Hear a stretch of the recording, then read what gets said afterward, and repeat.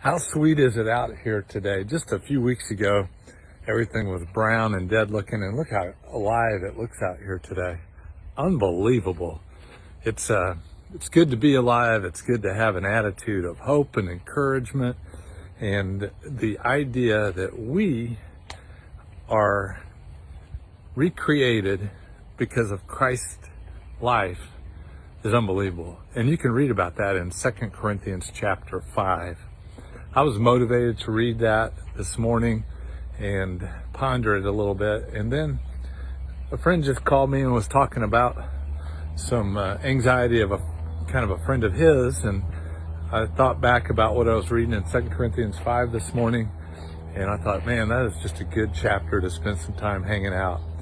He says in there, Paul is the author, and he said, we are always of good courage. And he said, we live by faith and not sight. And then he goes on and says, we are courageous.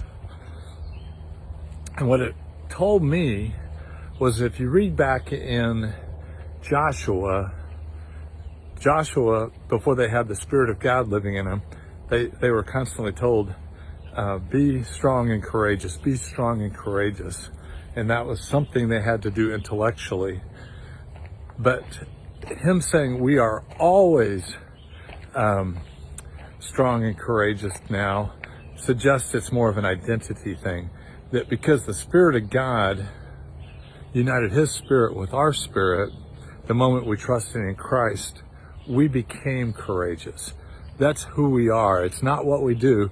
We are courageous beings. Whether or not we choose to act out of our identity is a whole separate decision, but you are courageous always. And so that courage might look like walking through the woods. If you're not used to walking through the woods, that courage might be going someplace that you're not comfortable with, or that courage might be just simply sharing your courage, which is called encouragement. So you share your courage with somebody in a time of their need, and you're expressing your courage.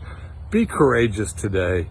Live by faith and not by sight. The things you see might scare you, but by faith, you can see God doing cool things.